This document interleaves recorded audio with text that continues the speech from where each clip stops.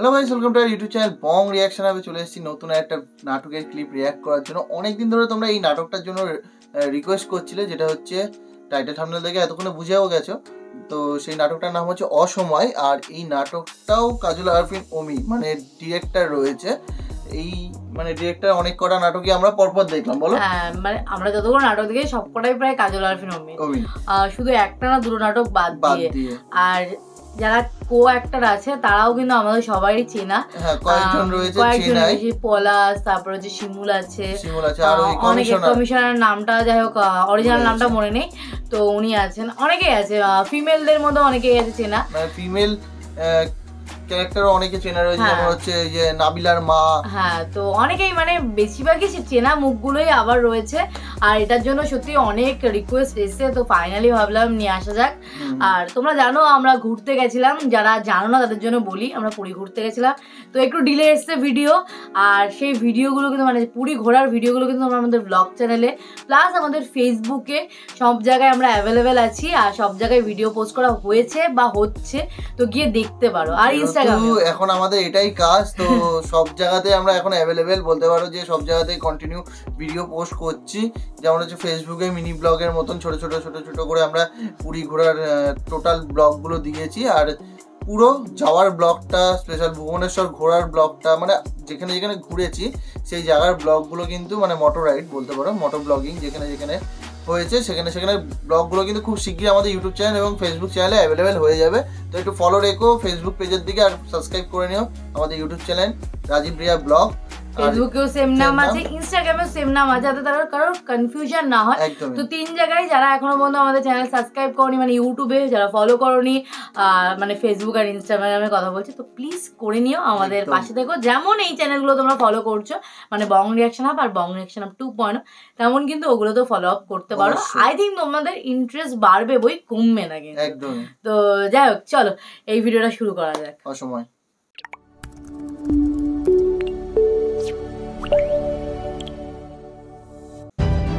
অসময় কাজল আর মানুষের মধ্যে জ্ঞান বা বিবেক সুপ্ত অবস্থায় থাকে। সৃষ্টি অন্যান্য প্রাণী থেকে মানুষকে আলাদা করছে তার বিবেক বা জ্ঞান।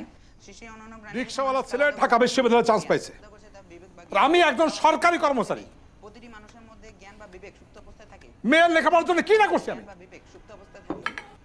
ম্যাট্রিক ইন্টারের সময় 3টা স্যার লেখা পড়াইছি, জীবনে কিচ্ছু করি না, কোনো শখ আহ্লাদ কিচ্ছু পূরণ করি না।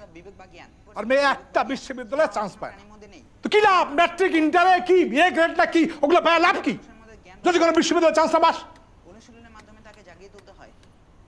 আমার তো মনে হয় নকল করে পাস করছে। নকল করে নাই, তুমি আমার কথা বিশ্বাস না করলে তুমি আরেকবার আমার পরীক্ষা নিয়ে দেখো। আমি এসএসসির সময় জ্বর নিয়ে পরীক্ষা দিছি, এত কষ্ট করছি, আমি না খাওয়া সব বাদ দিয়ে আমি সবগুলা কোচিংয়ে গেছি। ভর্তি পরীক্ষা এত ভালো লাগছে, আমি না ঠিক আমি কি করবো বলো? ঠিক মতো লেখাপড়া করলে তুই রিটেনে ফেল করতে।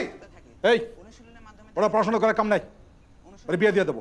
একদম ঠিক কথা কইছেন, ওর লেখাপড়া করার কোনো অধিকারই নেই, ওরে বিয়ে দিয়ে দেন। না আসে নাস্তাটা খায় না। আমি নাস্তা করব না। এত রাগ করেন না, তুমি সরো না। আরে মাথা গরম করেন না তো। এই যে এটা তো আস্তে আস্তে শুনেন, রিক্সা দিয়ে যায়েন কিন্তু। হ্যাঁ ঠিক আছে। আবার মাথা গরম করে হাইটে যায়েন না, আর দুপুরে খায় নিয়ে না, নাহলে মাথা ঘুরাইবো। আম্মা, তুমি আব্বার সাথে কেন তাল দিতেছো? তুমি কোথায় বোঝাবা যে আমার সাথে লেখাপড়া করে? তুমি বলতেছো আমার বিয়ে দিয়ে দিতে। বহুত লেখাপড়া করছস, আর লেখাপড়া করার দরকার নাই। এখন তোরে সুন্দর দেখা একটা অল্প বয়সের ছেলের সাথে বিয়ে দিয়ে দিব, বাস। আমি কোনো বিয়ে শাদী করবো না, আমার পড়াশোনা করতে হবে, আমার নিজের পায়ে দাঁড়াইতে হবে, আমাদের সংসার চালাইতে হবে। একদম ঠিক কথা কইছস। আরে পুলিশটা আমার চুরে গেল। এন্টারটেইনমেন্টের অবস্থা তো ভালো না ভাই। আজকাল মানুষ তো আর আমাদের নিউজ পড়ে না, সব সেলিব্রিটিদের প্রোফাইলে ঢুকে ওখান থেকেই তো সব আপডেট পেয়ে যায়। আপনাদের ক্রাইমের কি অবস্থা ভাই? দেশে ক্রাইমও বাড়তাছে, আমার নিউজও বাড়তাছে। আচ্ছা, নিউজ রিপোর্টার। আর আমার একটা পার্সোনাল ইউটিউব চ্যানেল আছে না, ওইখানেও তো কিছু ভিডিও আপলোড করি, ওইখান থেকেও কিছু ডলার আসে। আমাদের আসল খবরই কেউ পড়ে না, আর পার্সোনাল ইউটিউব। আমি যদি তোর জায়গায় থাকতাম, বিনোদন দেখতাম, তাহলে তো পুরো দেশ আওলায় দিতাম। এই যে আজকে সকালে তুই একটা নিউজ আপলোড দিছস, এটার হেডলাইন দিছস নায়িকা জেরিন খান 90 লক্ষ টাকা দিয়ে গাড়ি কিনলেন। এটা কোনো নিউজ হইল? কেন ভাই, এটা তো ভালো নিউজ। না, এটা ভালো নিউজ না। আমি হইলে কি করতাম? একই নিউজ করতাম, জাস্ট হেডলাইনটা চেঞ্জ করে দিতাম। কিভাবে নায়িকা জেরিন খান 90 লক্ষ টাকা দিয়ে গাড়ি কিনলেন। এই নায়িকা জেরিন খানের মাত্র 2-3 বছরের কেরিয়ার। সে কত টাকা ইনকাম করে? সে তো কোনো সিনেমাও করে নাই, না টুকটাক নাটক করে, টুকটাক বিজ্ঞাপন করে।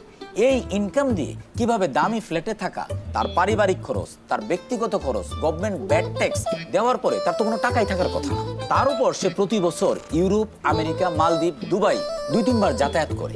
আমি এমন অনেক নায়িকা দেখছি যারা 10-12 বছর ধরে মিডিয়াতে কাজ করতেছে, অথচ তারা এখনো সিএনজি উবারে চলাফেরা করে। এখন তোর কাছে, এই জাতির কাছে আমার প্রশ্ন, কিভাবে নায়িকা জেরিন খান 90 লক্ষ টাকা দিয়ে গাড়ি কিনে? আমি তো একটা সেলিব্রিটিকে এরকম পার্সোনালি অ্যাটাক করতে পারি না। আরে বেটা, তুই পার্সোনালি অ্যাটাক করবি করা কেন? হচ্ছে নাকি? তুই তো নিউজ করবি এজ এ জার্নালিস্ট। তুই যদি টাকা কামাইতে চাস, তোর নিউজ যদি হিট করাইতে চাস, ভাইরাল করতে চাস, তাহলে তোর কিঞ্চিত বিকৃত মানসিকতার হইতে হবে। ধর, তুই তোর টক শোতে কোনো একটা সেলিব্রিটিকে হাতে পায়ে ধরে পটায় মটায় নিয়ে আসলি, তারপর লাইভে নিয়ে মনে কর যে তার ব্যক্তিগত প্রশ্ন করে, বিব্রতকর প্রশ্ন করে একদম পুরো প্যান্ট খুলে দিলি। একটা পাবলিক ফিগারকে এরকম লাইভে এনে আমি তো উল্টাপাল্টা কোশ্চেন করতে পারি না। আর আপনি যে আমারে এত বুদ্ধি দিতেছেন, আপনি নিজে করেন না কেন? আমি তো করবো না, আমি তো ভালো সাংবাদিক, আমি তো টাউট সাংবাদিক না, আমার তো একটা ইথিক্স আছে। এখন তোর কাছে আমি 2টা অপশন দিলাম, তুই কি আমার মতো ভালো সাংবাদিক হবি নাকি টাউট সাংবাদিক হবি? ভাই, আমার টাউট সাংবাদিক হওয়ার দরকার নেই, আমি আপনার মতো ভালো সাংবাদিকই হব। তাইলে খিসকায় ধৈর্য ধরে বসে থাক, আফসোস করে কোনো লাভ নাই। তোর কাছে যে লেডিস সিগারেট আছে, একটা সিগারেট দে। ভাই, এটা লেডিস সিগারেট না, ইউনিসেক্স। থাইল্যান্ডে একটা মানুষ কয়বার যায়? তোমার ভাবি এবার 31st কিন্তু সিঙ্গাপুরে করতে যেতেছে, বুঝছো? সেই জন্যই তো তোমার ফোন দিছি। তোমার ওই পরিচিত এজেন্সি আছে না, দেখো না আমাদের একটু ডিসকাউন্টে টিকেটের ব্যবস্থা করে দাও। আচ্ছা, হ্যাঁ, তাহলে তুমি আমার জানো। আচ্ছা, ঠিক আছে। বড় অফিসার মনে হচ্ছে কাকা। ঘড়ির মধ্যে মোবাইল। হ্যাঁ, নতুন কিনছি, ভালো হয়েছে না? 1 লাখ টাকা নিচ্ছে। 2 মাসে বেতন দিয়ে একটা ঘড়ি কিনে ফেলিলেন। ফেল তো।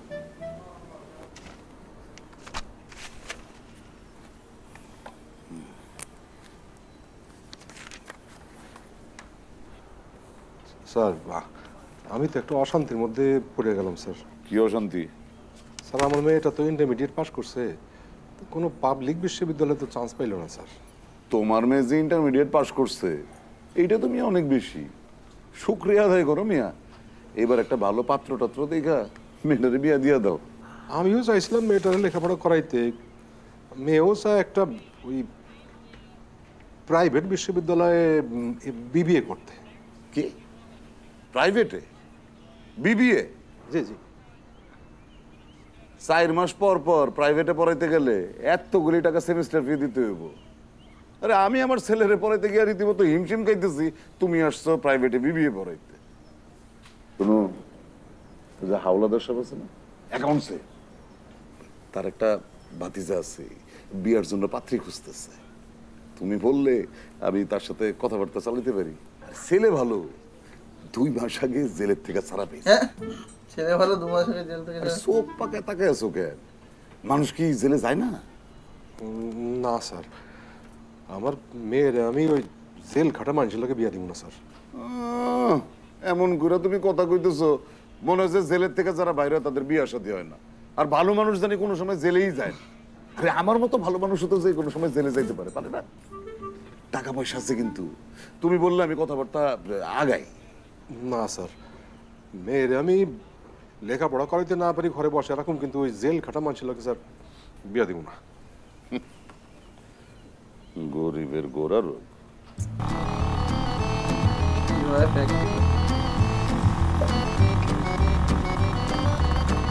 এখন সবাই সবাইকে ইন্ট্রোডিউস করাচ্ছে, এক এক করে সবার স্টোরি দেখাচ্ছে, কে কি করে, কি কি রোল করছে এখানে।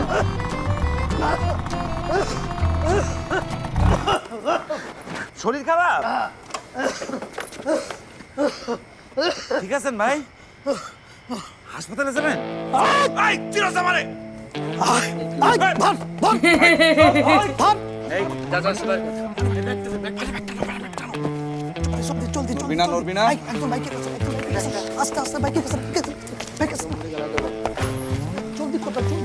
আরে লাইসেন্স লইতাছ না আরে দেখেন ধাক্কা দে কি কর এই গাড়ি একটু তাড়াতাড়ি কর গাড়ি চলেছে আরে রাখ না রাখ দৌড় দে তাড়াতাড়ি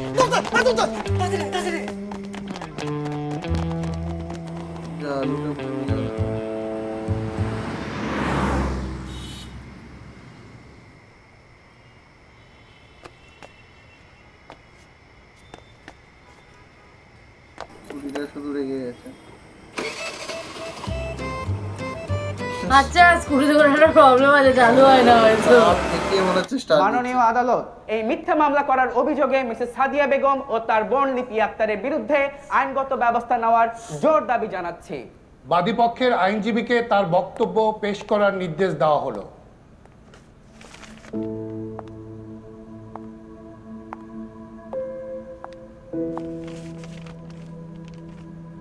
থ্যাংক ইউ ইউর অনার। আমার মক্কে লিপি আক্তার একজন শিক্ষার্থী। লিপি এবং সাদিয়ার বাবা মা কেউই জীবিত নেই। ছোট শালী লিপি তাদের সাথে থাকবেন এটা জেনে শুনেই মামুন সাদিয়াকে বিয়ে করেন এবং লিপি তার বোন এবং দুলাভাইকে নিজের বাবা মার মতো সম্মান করতেন। সাদিয়া বেগম এবং আক্তারুজ্জামান মামুনের বিয়ে হয়েছে দীর্ঘ 6 বছর। 6 বছর যাবত আক্তারুজ্জামান মামুন তার একমাত্র শালী লিপি আক্তারকে মানসিকভাবে নির্যাতন করে এবং তার স্ত্রী সাদিয়া বেগম যখন অফিসে থাকতো তখন তাকে যৌন নিপীড়ন করে। Objection your honour. Objection overrule. Thank you your honour. যখনই কেউ বাসায় না থাকতো তখনই লিপি আক্তারকে এই অস্বস্তিকর পরিস্থিতির সম্মুখীন হতে হয়। সেই লোকটি তাকে নির্যাতন করছে, যে লোকটিকে সে নিজের বাবার মতো সম্মান করে। লিপি আক্তারের সহ্য সীমা অতিক্রম করবার পর সে তার বোন সাদিয়া বেগমকে সবকিছু জানিয়ে দেয়। বিজ্ঞ আদালত, একটা মেয়ে কতটা নিরাপত্তাহীনতায় ভুগলে তার অভিভাবকের বিরুদ্ধে মামলা দায়ের করতে পারে, যে অভিভাবক পিতৃ সমতুল্য। একজন নারী যখন তার ঘরে নিরাপদ নয় তাহলে তার নিরাপত্তার জায়গাটা আসলে কোথায়? বিজ্ঞ আদালতের কাছে আমি আকুল আবেদন জানাচ্ছি আক্তারুজ্জামান মামুনকে নারী এবং শিশু নির্যাতনের ধারা 10-এর আওতায় সর্বোচ্চ দণ্ডে দণ্ডিত করা হোক, যা আমাদের সমাজে একটা দৃষ্টান্ত হয়ে থাকবে, যাতে এমন হাজারো লিপি আক্তার আইনের আওতায় এসে ন্যায় বিচার চাইতে পারে।